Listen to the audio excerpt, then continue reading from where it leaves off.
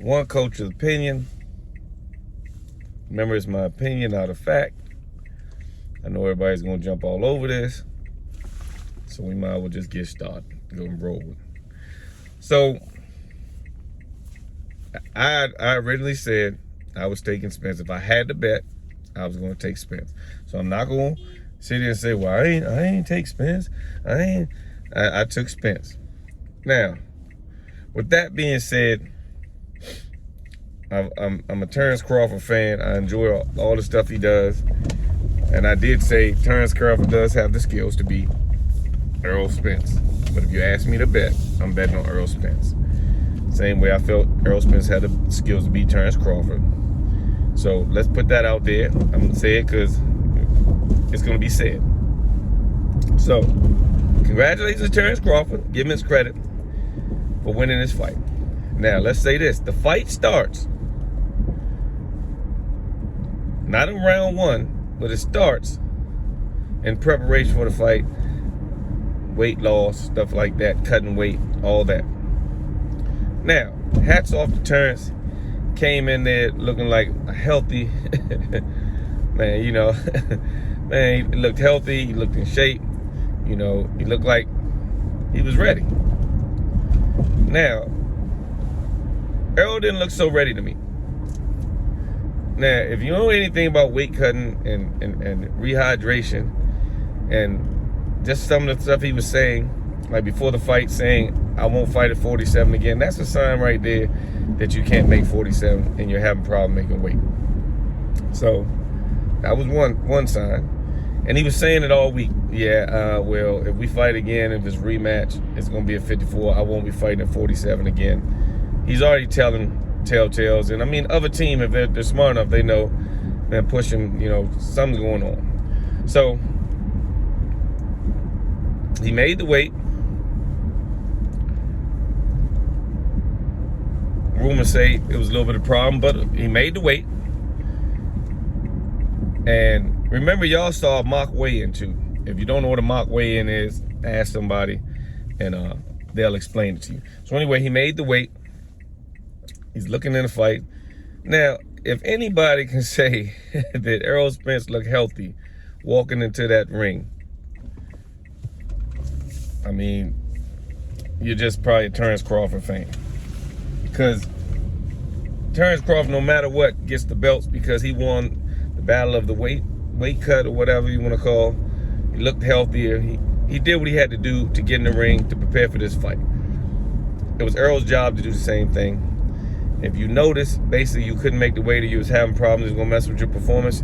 You have an opportunity of, I mean, I don't know what you can do saying, you know, look, I can't make the weight, it's not healthy for me or whatever. You can probably get a doctor to say, there's ways that he could have came out of the fight.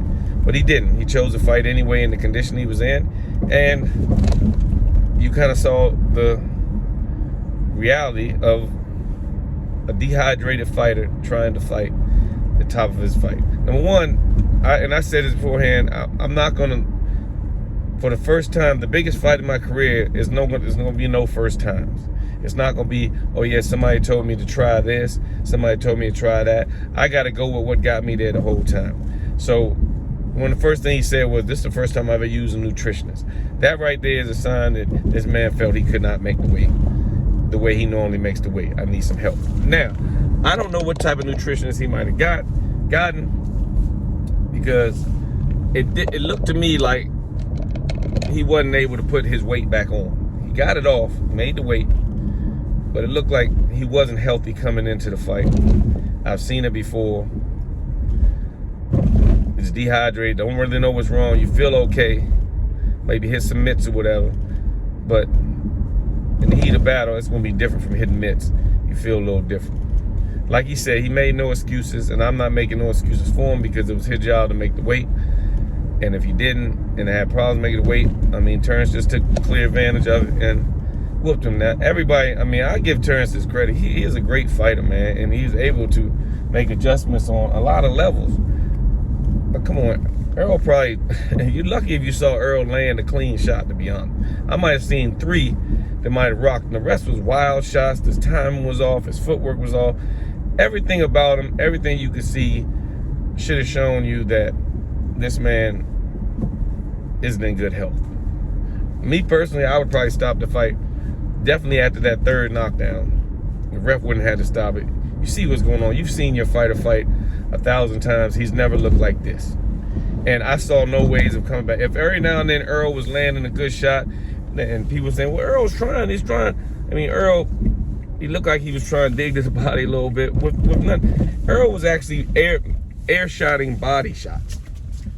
That means, that ain't really just your timing. That's just everything about the fight is wrong. You can't even hit the body. You know, they say if a fighter's moving on you, hit the body, hit him to the body, and that'll slow him down. He couldn't even hit him to the body. He was actually missing body shots, and Terrence just stood right in front of him. And then when he tried to bully him, Terrence just bullied like he was the bigger guy. He was the bigger and better guy that night. He did everything he was supposed to do, and he won that fight. Giving all props to Terrence Crawford. He is an undisputed, two-time undisputed champion at 140 and 147. He's a dog. There's no way anybody out here can say, man, yeah, Terrence ain't that good. Terrence, no, he's good. He does what he has to do. Came in on time. He actually came in, look, he came in 146 point something. He had weight to spare. I say this, it's kind of dangerous for a person to fight like that. Like Earl was already talking about, like I said, I'm not going back this way. Even now, they were like, well, are you gonna get a rematch? He was like, if Bud does 154. Therefore, it probably won't be no rematch, because number one, with that performance, majority of the world just doesn't feel you can beat Terrence Crawford anyway. Number two, Terrence Crawford would have no reason to relinquish those belts and go up to 154. What he could do is probably take a fight at 154, maybe to satisfy the contract if he wanted to. But be honest, he's the winner. He picks the weight. You want to fight me? You want to challenge me? You fight me at 147. Now, I don't even think, to be honest, if it would have been like a toe-to-toe and he lost a split decision or something like that, then it'd be a reason that the crowd, the world would have wanted it. I don't think the world really wants to see that again, because most of the world just feel he ran through Errol Spence and that was over. I see no reason for Terrence to even think about going to 154 when he still probably has some good years at 147 and some good opponents that he could fight and still make some good money. So when people are like, well, we'll see in the rematch, you're saying that because we'll see it's not going to be a rematch. I really don't see no reason. Like I said, I don't see no reason for Terrence to go back down. I mean, to go up and wait. And he's the winner. He has all the belts. I got all the belts at 147. I mean, even when they made this agreement, if Earl would have won and went up, he would still have to relinquish the belts. And then maybe with Terrence, he would have chased Earl or said, well, I'm going for these belts now. He might have went for Earl first, but being as though Earl did not win and didn't look good at all in any facets of that fight, there's no really high points where you can even give Earl maybe the round one. And like I said, once Terrence hit him with that jab and his legs started wobbling off a jab, and Earl gets hit, man. It's nobody. I really truly believe this, unless you really hating it, it's nobody in the world that can really say that that was the Earl Spence you used to seeing. Now, if you want to say that's because he fought Terrence, fine and dandy. I'll give you that. You know what I'm saying? But he clearly looked like something was wrong with him going to that face. His face was all sunken in. He didn't rehydrate properly, you could tell. His eyes was all puffy, you know what I'm saying? And his face, I mean, he just didn't look good. He looked small, he looked weak. His punches he was throwing wild punches. Like I said, the timing was definitely off. He's been known as being one of the most accurate punchers in the world. He's been in there with some world-class dudes, sparring and stuff like that, and touched them. And I know it's sparring, but he's not really a person that misses a lot of punches. And I can understand if you say, well, Terrence was moving this way, Terrence was moving that way, Terrence did this, Terrence did that. But that really just wasn't the case. I mean, Terrence really just kind of stood in front of him and didn't have to maneuver and didn't have to get away from anything. He kind of overpowered him. So, like I said, in my opinion, the nutritionist he chose got the weight off of him. But I'm not saying the nutritionist didn't know what they were doing. I'm just saying that he didn't rehydrate properly. So I don't know who he used or whatever. It was the first time, you know, I don't know what he did, but putting the weight back on became a problem for him. I would love to discuss with him and ask him what he used to rehydrate or how he rehydrated. You know what I'm saying? But that probably won't happen. But I could tell you something was wrong. Something was wrong with him. He was dehydrating that fight.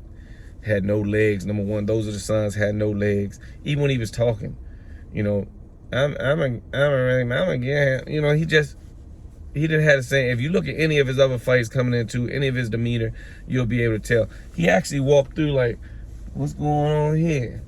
Is somebody having a party? He just didn't look like he was there. And I'm not making no excuses. Like I said, if you watched him before, you could either just give Terrence all the credit in the world, or you can say, yeah, but it doesn't make a difference. It doesn't really make a difference whether or not he was there or not. I'm just giving my opinion on what I thought happened. I'm just giving my opinion on, he looked like he was dehydrated. He looked like he didn't rehydrate properly. And it took away from what I really wanted to see. If you're a Terrence Crawford fan, it gave you everything you wanted to see. You know, if you're an Errol Spence fan, I mean, I'm still going to be an Errol Spence fan. I'm still a Terrence Crawford fan. It's hard. If you love boxing, it's hard not to be a fan of either one of those guys. But I like to see what he does at 54. You know, people, I mean, it's to the point people are like, man, 54, maybe he's just retired. I'm like, if that's what you say about this off this one fight, then like I said, only thing you kind of know about boxing is what you see from round 1 to round 12. You don't really understand the weight cut factors and the rehydration factors. And it plays a big role in the sport. Otherwise, we wouldn't have weigh-ins. We just let guys put on gloves and challenge each other and just fight. But the weight makes a difference. And like I said, when you see a guy complaining way before the weigh-in, if you see a guy putting a rematch clause, yeah, the winner gets to pick the weight. And we're fighting for all the belts at 147. That was a sign.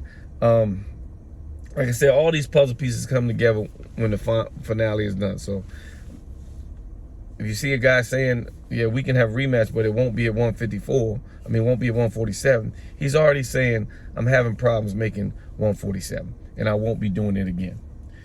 To the point where you're saying, before the fight's even over, before you even see a performance, that you're saying, I won't be doing it again, that right there shows signs of, hey, what's going on with this guy?